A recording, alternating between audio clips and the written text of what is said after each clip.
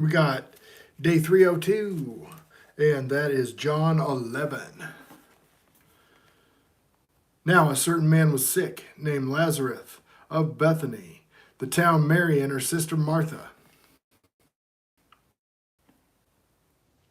And it was Mary anointed with the Lord with ointment and wiped his feet, and her hair, whose brother Lazarus was sick.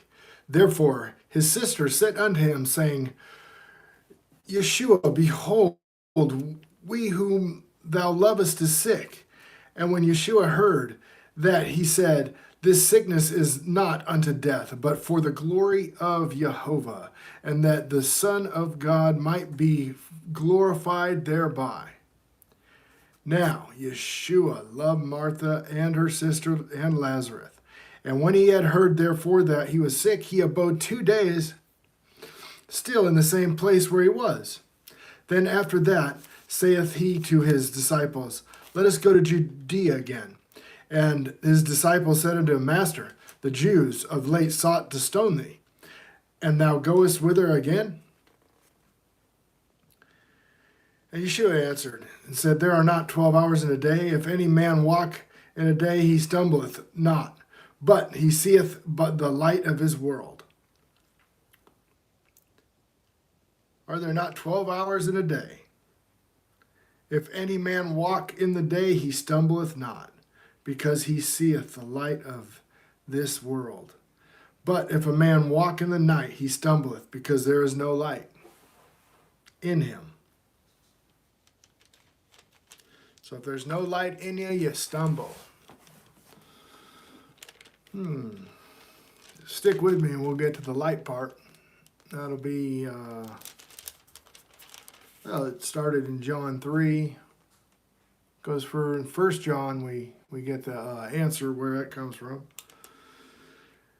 These things he said unto thee, and after that he says unto them, Our friend Lazarus sleepeth, but I go, and that I may awake him out of his sleep.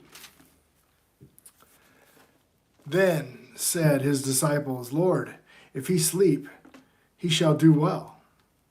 Howbeit, Yeshua spake of his death, but not thought he had spoken of the taking the rest in sleep.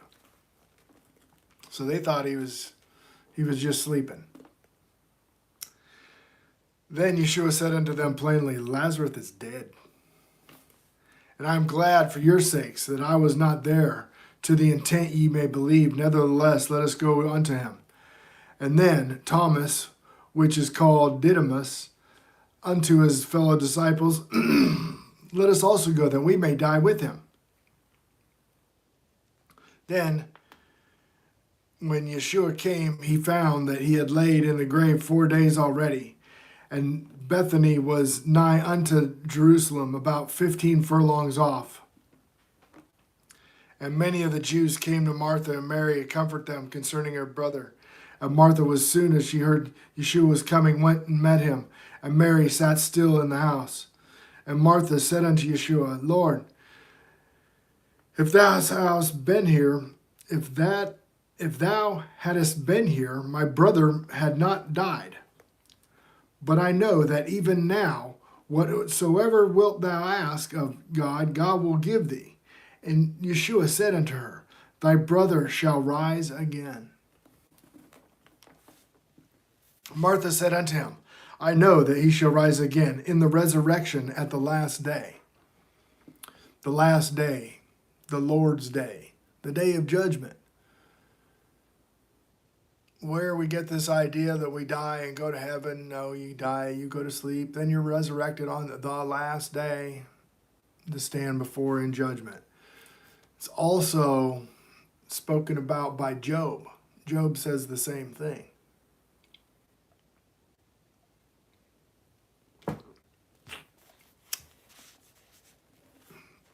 Why they push this going to heaven thing, I don't know. But I know that even now, whatsoever will ask of God, God will give thee.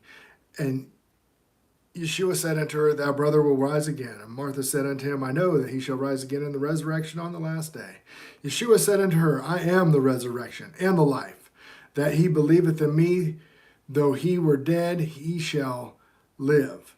And whoever liveth, believeth in me, shall never die. Believest thou this? In this whole thing, it seems like Thomas was confused when they were talking about the death. If you're living in sin, you're living in death. I wonder if that's what they're kind of referring to. And then they can die in rebirth, and it's kind of just interesting how they're going back and forth here. She said unto him, Yea, Lord, I believeth thou art the Christ, the Son of God, which should come into the world. And when she said so, she went her way and called Mary and her sister secretly, saying, The Master is come, and calleth for thee. And as soon as she heard that, she arose quickly and came unto him. Now Yeshua is not come yet into the town, but was in that place where Martha met him. And the Jews which were with her in the house comforted her. And when they saw Mary, they rose up hastily and went out and followed her, saying, She goeth unto the grave to weep there. Then Mary was come where Yeshua saw him, and she fell down at his feet, saying unto him, Lord, if you had been there, my brother had not died. And Yeshua therefore saw her weeping, and the Jews also weeping, which came with her. And he groaned in spirit and was troubled. And he said, Where have ye laid him? And they said unto him, Lord, come and see. And Yeshua wept. And when the Jews behold how he loved him, and some of them said, Could not this man have opened the eyes of the blind, caused even this man should not have died? And Yeshua therefore, again groaning in himself, cometh to the grave. It was a cave, and a stone lay upon it. And Yeshua said, Take away the stone. And Martha, the sister of him that was dead, said unto him, Lord, by this time he stinketh, for he hath been dead 4 days. And Yeshua said to her, I said not unto thee, that if thee wouldest believe, thou shouldst see the glory of God? And when they took away the stone from the place, there was the dead, and he laid. And Yeshua lifted up his eyes and said, Father, I thank thee that thou hast heard me, and knew that thou hast heard me always. But because of the people which stand by, I said it, that they may believe that thou hast sent me. So the whole reason he delayed was for the glory of the Father. So he prays the Father. Show him. And when he had thus spoken, he cried with a loud voice, Lazarus, come forth. And he that was dead came forth, bound hand and foot with grave cloth, and his face was bound about with a napkin. And Yeshua said unto them, Loosen him and let him go. Then many of the Jews which came to Mary and had seen the things which Yeshua did believed on him. But some of them went their way to the Pharisees and told them what things Yeshua had done. Then gathered the chief priests and the Pharisees' council and said, What do we? For this man doeth many miracles. We're in trouble. If we let him alone, all the men will believe on him, and the Romans shall come and take away both our place and our nation. Well, they could just repent. And one of them, named Caiaphas, being the high priest that same year, said unto them, Ye know nothing at all, nor consider that it is expedient for us that one man should die for his people, and that the whole nation perish not. And this spake he not of himself, but being the high priest that year, he prophesied that Yeshua should die for that nation. And not for that nation only, but for also he should gather together one children of God that were scattered abroad. So that's the prophecy. You see, the northern house of Israel, who are not the Jews, prophesied by Israel, Jacob's prophecy on Ephraim and Manasseh, Joseph's sons. He said Ephraim was going to be the great nation, great nations. Let me just go to it.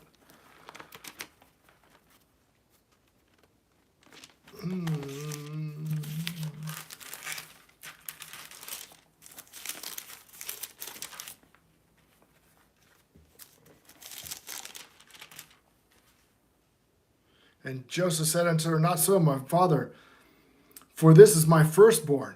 Put thy right hand upon his head. And the father refused and said, I know, my son, I know it. He also shall become a people, and also shall be great. But truly is his younger brother. Shall he be greater than he? And his seed shall become a multitude of nations. And he blessed them that day, saying, In these shall Israel bless, saying, God make thee as Ephraim and as Manasseh. And he set Ephraim before Manasseh. And Israel said unto Joseph, Behold, I die, but God shall be with you and bring you into the land of your fathers. Okay. So Ephraim was going to be many nations. And I just heard from my old pastor that we're Gentiles. He doesn't have a clue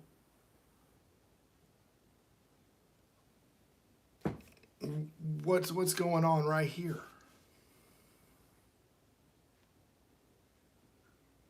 Prophesies that Yeshua should die for that nation, and not for that nation only, but also he should gather together in the one children of God that were scattered abroad.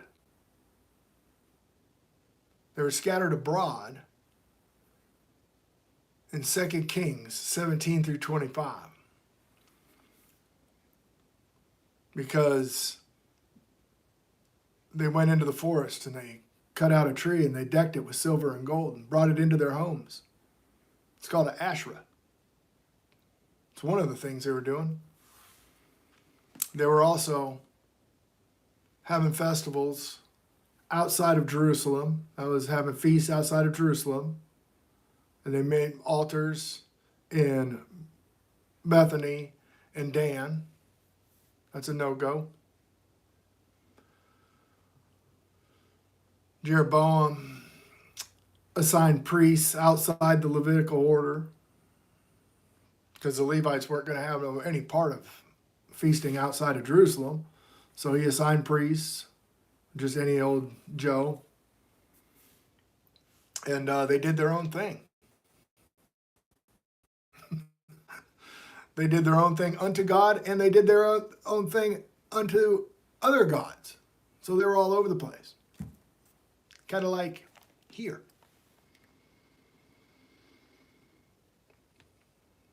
Deuteronomy 28 is blessings and curses.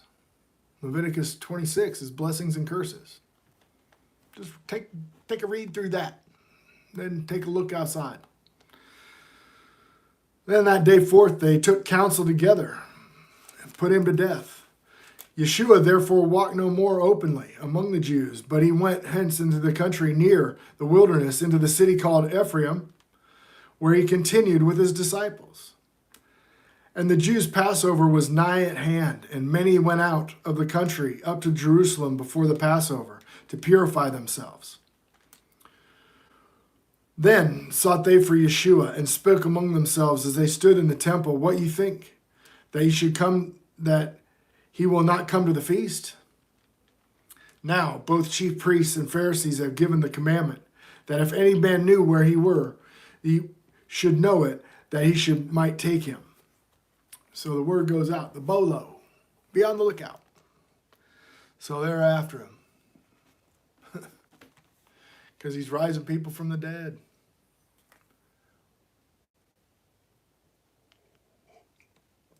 But it is written. That's how it's going to be. And so that is John 3:02. It's kind of wild. They mentioned that you should gather together one children of God. That would be Isaiah 49. 49:6 is where it's telling me to go here. Let's do that. Let's see what it says.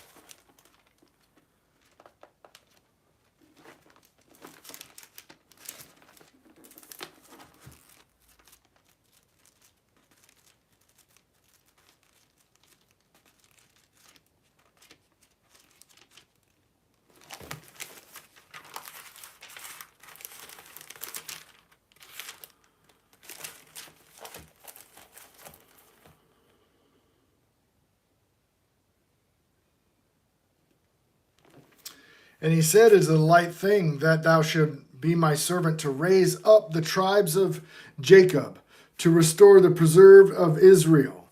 I will also give thee a light to the Gentiles, that thou may be my salvation unto the end of the earth. Thus said the Lord, the Redeemer of Israel, and his Holy One, to whom man despiseth in him, whom the nation abhorreth, and the servants and the rulers of the king shall see and arise. Princes shall also worship, because the Lord is faithful, and the Holy One of Israel, and he shall choose thee." All right. So, we got prophecies, and they understand the prophecies. The Pharisees understand the prophecies. How do they not understand that that's that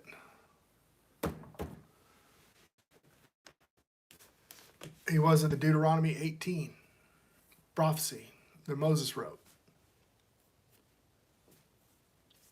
So it is written. All right, guys. I love you. And tomorrow will be day 302, and we shall see what we got tomorrow.